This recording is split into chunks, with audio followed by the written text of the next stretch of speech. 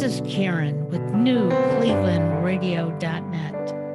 And today on Avoid the Maze, I have Nate Turner.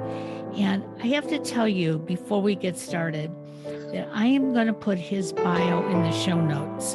And the reason being is he is amazing, and I want you to get to know him.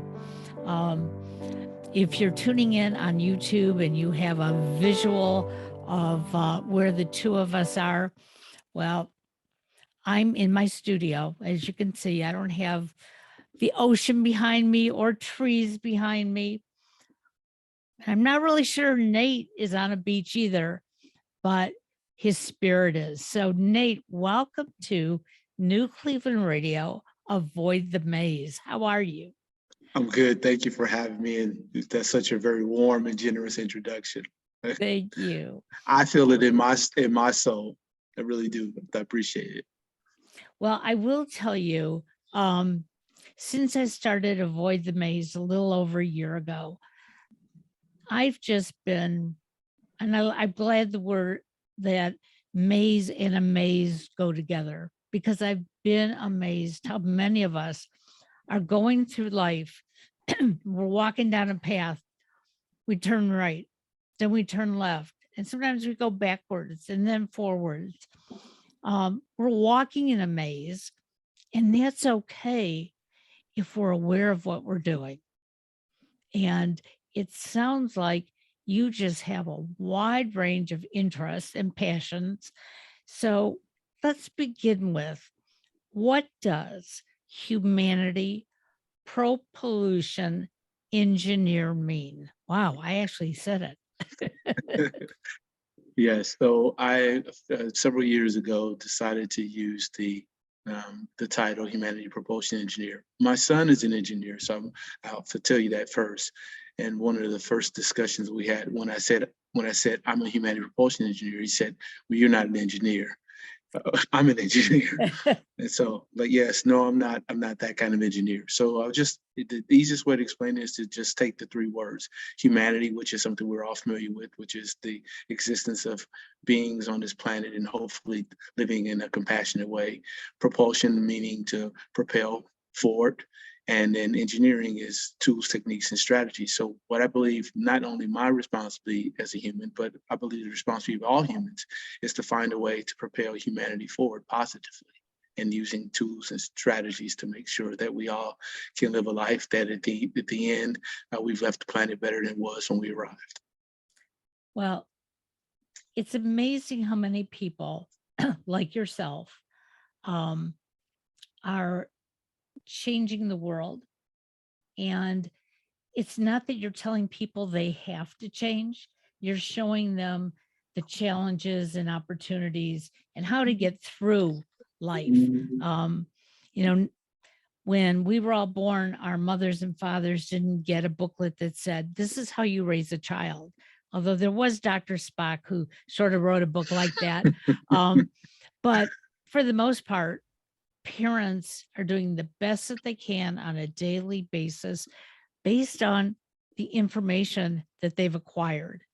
The problem is so many of us close ourselves off early on, and we say, this is all I know, this is all I have to know.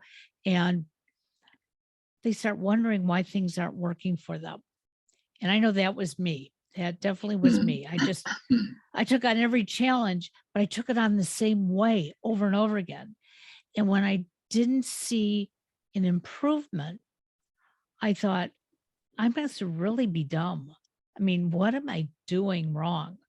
But the reality of it is, I wasn't open to what else was happening around me. So how do you help somebody who is just like I was about 10 years ago, thinking, I know how to do this, but why am I doing it wrong? And the first thing that I usually ask people is this, and it can sound a bit morbid, but it's not intended to sound morbid. The question I ask is that when your time on this planet is up, who do you want to be? that we all every day are living our obituary, we're living our eulogy, we're living our final testament. So the question is, if today was all the time you got, what is it that you want to be said about you when it's done? And I think many times when you talk about a maze, many of the reasons that we are running around in a maze is because we have no idea what we want the end to be. And so, well, when you're in a maze, okay, well, I don't know where the destination is at the end. The goal is to figure out, well, what do I want to be at the end? Someone's going to tell my story. It could be you. You may be the last conversation that I have. And if I'm not mindful of who it is that I want to be when my time is over, then I may say something to you or treat you in a way that is completely inconsistent with what I would like to happen. But if I'm not mindful of who it is that I want to be in the end, right, it's very likely that I'll do things that won't allow you to say the kinds of things about me that my family would most like to hear, Right. that I was when my time is over. Well, I use the word regularly, vulnerable.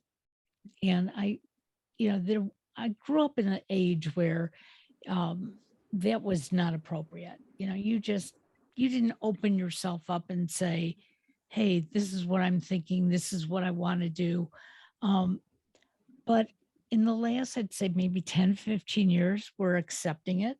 We're actually encouraging people to, lay out that raw story.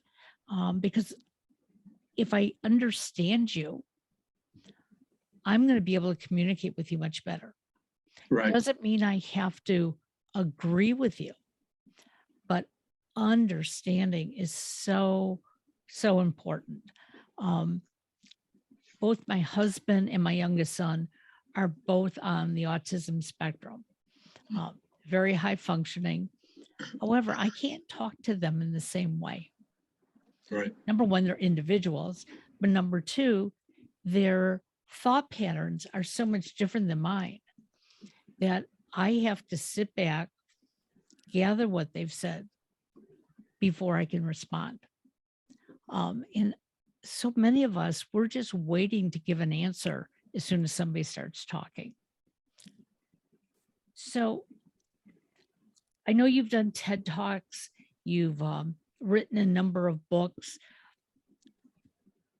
Where did you get all this information that you're sharing with all of us?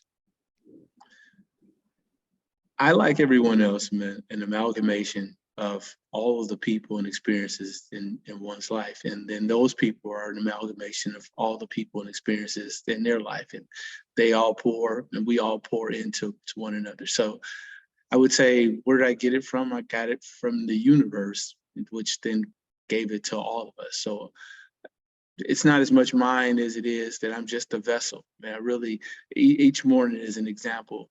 I wake up and I write what's supposed to be 14 to 20 minutes. It's turned into much longer than that. But I write about my life as I would like it to be, as opposed to how it is. So as an example today, I wrote in my journal about having lived downtown. I now live on the beach in my journal. So thus the background of the beach. But in my journal, I live in the beach, and each morning I walk on the beach and I have these thoughts and these conversations with myself, or sometimes with this dog that I imagine having named Journey. Those journals are now shared with other people. So it's my way of contributing something, but they're not my thoughts. Like, I get them, I just sort of sit and I wait and I receive them, and then I share them and I give them away, and people do whatever they want to do with them. Sometimes they're useful, sometimes they're not. And I think the things that I write are pretty much the same way. We get a lot of information, but it's not mine. And generally there's nothing that's new. And you also said something I thought was really key. You said, essentially, it's the quote of seeking first to understand rather than being understood. And so I think that's part of the experience of me writing, me trying to understand something. And then once I think I understand it, then I try to share it with someone else. So I'm sure when you were a young boy, you didn't imagine this as your career, your lifestyle. Did you want to be a fireman? Did you want to be an astronaut? What were your desires? Oh, wow. As a child, my desire was pretty much like most young men. I wanted to be a professional athlete. I wanted to be a professional basketball player. But when I realized I was probably never going to be much taller than 5'11", that was probably not an option. I played basketball through middle school and my freshman year of high school. I had a challenging interaction with a high school coach and decided not to play anymore. And then didn't really know what I was going to do in my life. And it wasn't until I had a good friend who's my best friend, who told me that he was going to go to medical school and become a doctor, and that I was going to go to law school and become a lawyer. And so that was the commitment that he and I made. Now, here's the backdrop. Here's the rub. My high school guidance counselor told me at the end of my sophomore year that the only thing he thought I was capable of doing, which was working in the mills, which I'm from Gary, or joining the military. That I was not college material. So so yeah, those are.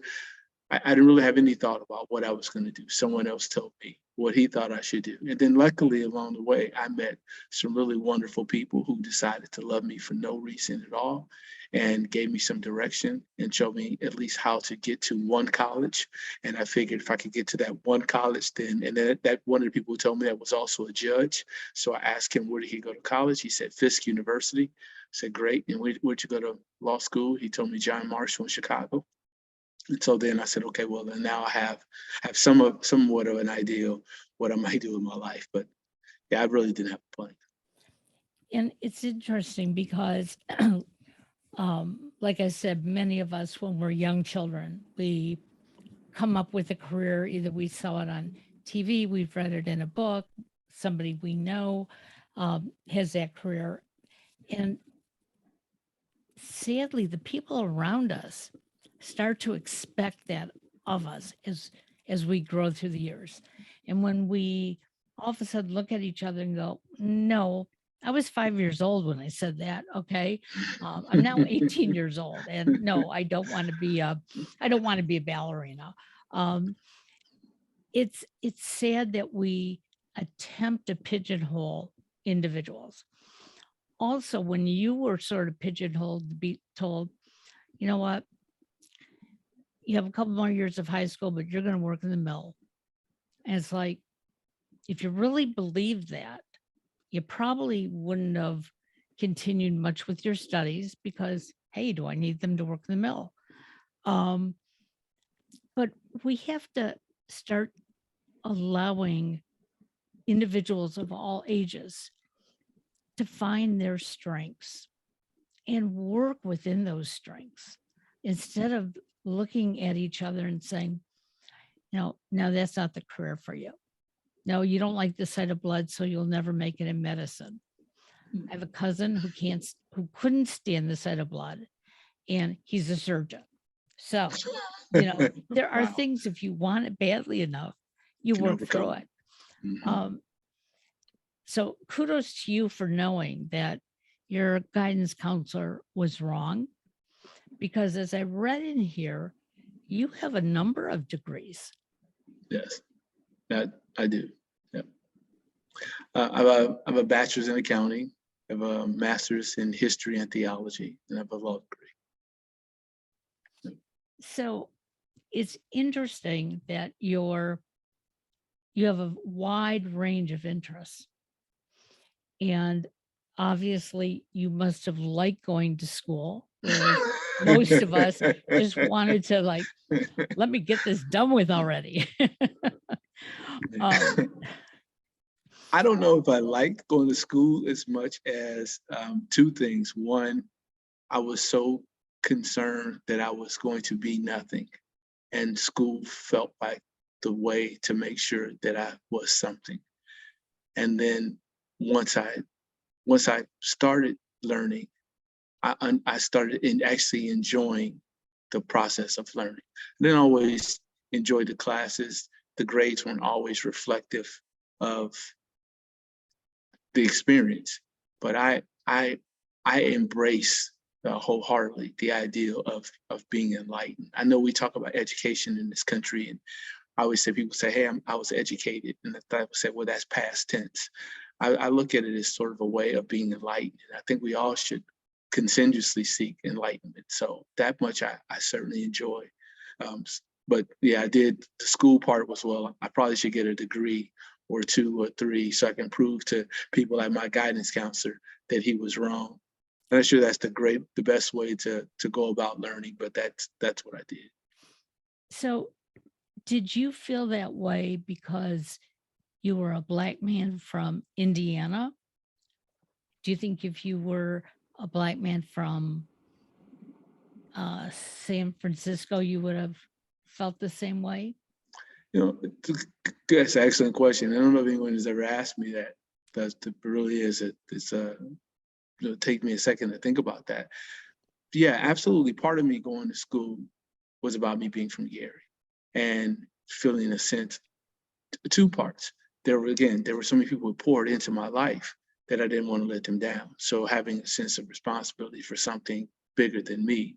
Then there's also a part where there's part of me that was sort of angry and like, how dare you tell me what I can't do? And I'm going to prove to you that you're wrong, even if proving to you actually works to my disadvantage. So, for example, I became an accountant. And when I look back on it, I'm like, I hate accounting, but I became an accountant and I didn't quit because people told me that I couldn't do it. So I have to do it. When I went to law school, I realized after the first semester that I really didn't want to be a lawyer, that what I would have really enjoyed doing is maybe gotten my PhD and done something in sociology or some social science. But because I started and folks at home were saying, hey, you know, Nate's in law school, I felt like I couldn't quit because there were young people looking up to me. There were families who were touting me as, look, what you're capable of doing. And so if I don't finish it, then I'll be saying to other people who think that they're not as competent or capable as me, that they too can't do it. So there's some of that. And if I've been in San Francisco or somewhere, maybe if I was in a different environment where people just said, hey, we learned because it's a cool thing to do. We're not learning because it's a degree. Yeah, maybe I would have felt different about it. But if I'd done anything differently, I wouldn't be here with you today. So well, you know, it's interesting. Great for that. Last night, my son works in the sports industry, and last night he came home and he said something to me like, you know, what has happened to me this summer is what was supposed to happen. He said, I may not like the way it's happened, but I'm learning so much from it and I'm going to be better off for it. And I loved hearing that because when he was growing up and because he was labeled on the spectrum, even when he could be 5 steps ahead of somebody, they always would try to push him down to be 5 steps below. And so he's carried that burden around for many years. And this is like the first time I'm hearing it. I'm going, wow, you are so right. Because there are certain things around us we have no control over. That's correct. But we have to learn how to work with that and gain a sense of control. In the beginning, I think before we came on, you mentioned that your son is an engineer. Yes. Now, looking at you, I can't imagine that you have a son old enough to be an engineer, but I'm 57. Wow. Okay. Well, I to me, age is just a number. I think it's I great. agree. And I think we really have to push that, especially here in the United States, because you get to a certain age and people don't want to hire you or they don't want to listen because they think you're too old. That's another correct. Story. So all the things that you've been going through to make your life more meaningful, at least for yourself. Did you put those values on your son, or did he choose to do what he's doing because it was his calling? In terms of being an engineer, yeah, I had no idea he would be an engineer. Certainly was never a plan of mine. The only thing that my wife and I planned for our son, well, for the child that we didn't know the gender, was that child would meet the academic qualifications of a school like Harvard. That's the only plan we had. So before he was born, we wrote Harvard. We received an application. We took the application apart and started to do what we now is called backward designing a template for his life, so that he could meet the academic qualifications of Harvard. Embedded in that template were two other really great things I think they're equally, if not more important. The second element was that Harvard was seeking students who were world citizens. And the third element is they were looking for students who care for something greater than themselves. So his life has been designed around this idea that he would be intellectually ambitious. We kind of let go of this whole ideal of test scores and grades, that he will be a world citizen, that he would be fluent in multiple languages and understand other cultures and have respect for other people. And then the last part is that he'd be a person who's driven by being a humanitarian, by caring for something greater than himself. That's all. That was the only expectation. And in so doing, what we ended up doing is establishing, what I consider is almost like a buffet table, where when I was a child back in Gary, if you could imagine my upbringing, all I had was the very end of the table with cheese and crackers and bologna and peanut butter and jelly. And his buffet table extended to Dom Perignon and filet mignon, et cetera. And so the idea was to give him as much of an expansive view of the world as possible, so that he could make his own choices. In fact, when he was 16, he decided he didn't want to go to high school anymore, and that he wanted to leave the country and chase his dream of playing professional soccer. So he packed his bags and moved off to Brazil. That was not in the plan. Well, I know I didn't follow my parents' plan either, so I get that. But I know when my mother was ill and on the verge of passing away, I was doing a podcast from her house. And before I went to do it, I said, "Mom, I'll be back in about a half hour. I'm going to go do a podcast." And she goes, "Oh, yeah, that thing on the radio." And yeah, that thing on the radio. And when I was done and came back into her room, she said, "Are you a famous broadcaster?" And I thought about it for a minute. And I said, "I'm the most famous broadcaster in this house." And she just beamed. It was like, oh my God, this is what you wanted to do when you were 18 years old. And I stood in your way. And it was like, that's okay. I found my way. Right. And I think, so many of us are lucky, that we have realized that the dreams other people have put on us are their dreams. And not that we want to hurt them, like your son going off to play soccer. That may not have been your dream, but you know what? He had to do it to find what it was that was going to really fulfill him. Yeah. And that's why we do this show, because we have too many people who are sitting around saying, I can't. And the answer is you can. Yeah. Yeah. No, the cool thing about that was, again, that wasn't my dream. You said earlier that I take the things that I wanted and place them on him. And the point was absolutely not. The only thing was like, okay, here, we'd like you to be intellectually ambitious.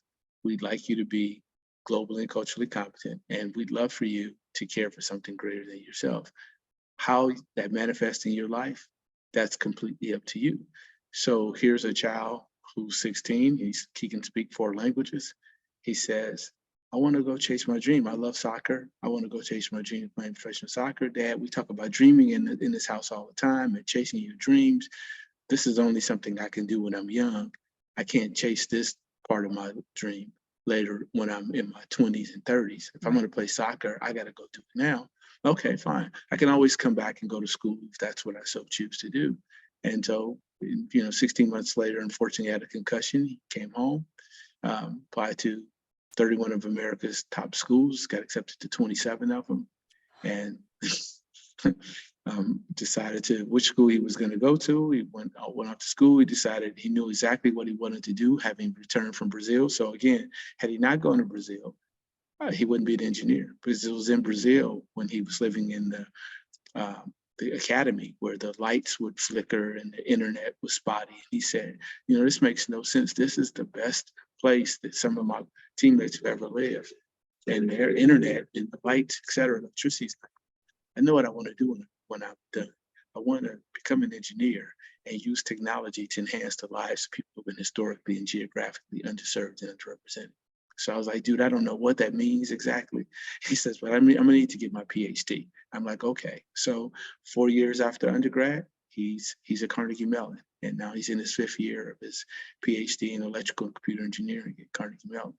But none of that would have happened if we hadn't laid out this buffet table and didn't get him in his way and never try to tell him what to do. He figured that out for himself.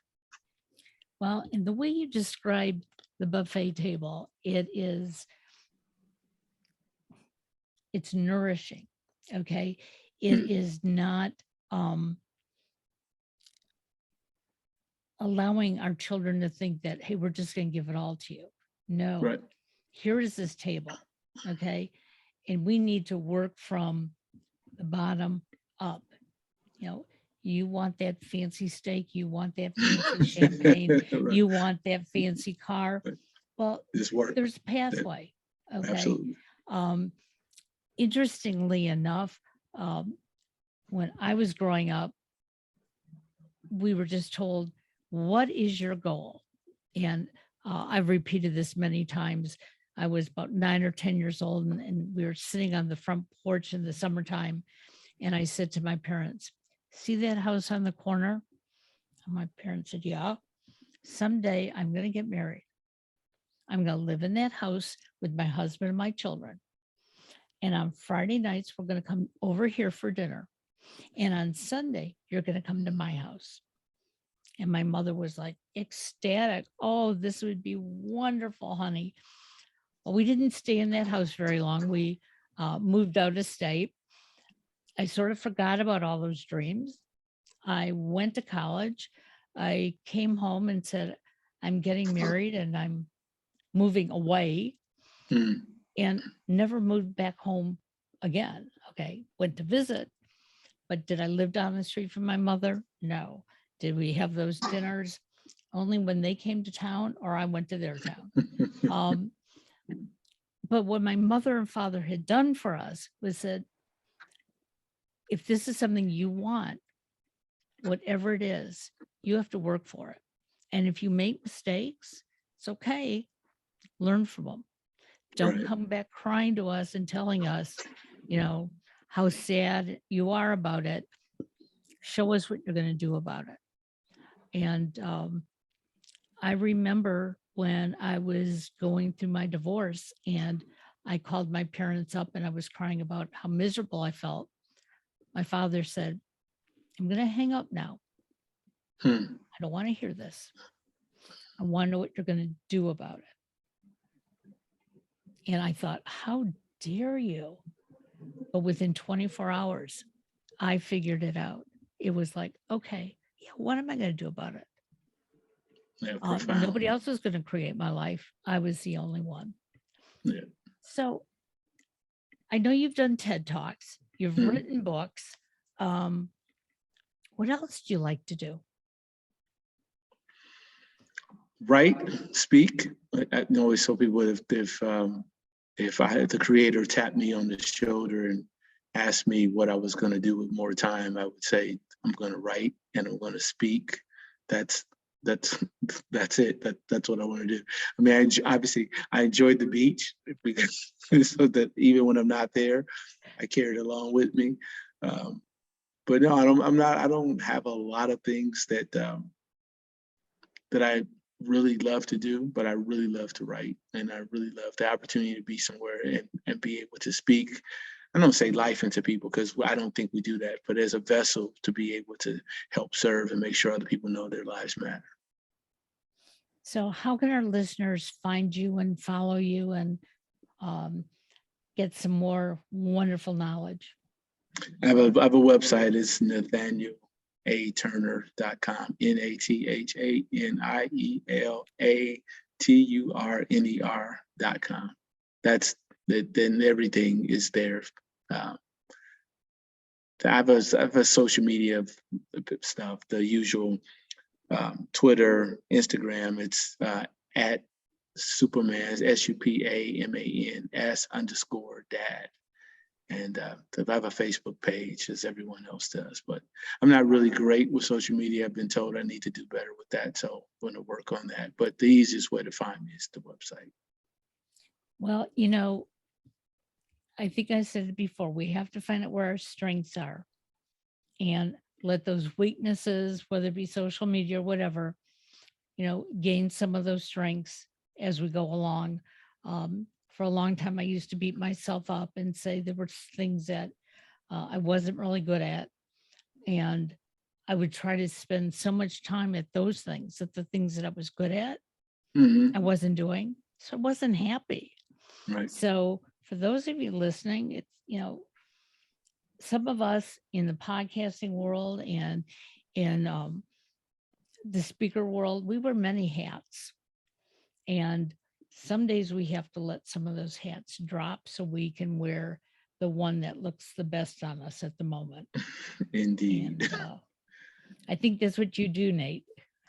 Indeed. I've let go of all of the social media stuff. I want to go find someone else who enjoys doing it, who's good at it, as opposed to me. It's not the best use of my time or energy. And again, if we only get a finite amount of time, I do not want to spend my time on social media. So I know we have to do it in order to spread our messages today, but I'll find somebody else who enjoys doing it as opposed to me. Well, I want to thank you for being with us today. We're going to put all your information in the show notes, including this wonderful bio, because we only touched on a fraction of it. And I think it's going to excite some of our listeners so that they follow you and maybe get that shot of adrenaline that they've been looking for. Well, thanks for having me. I appreciate it. Thank you. Have a great day, Nate. You too.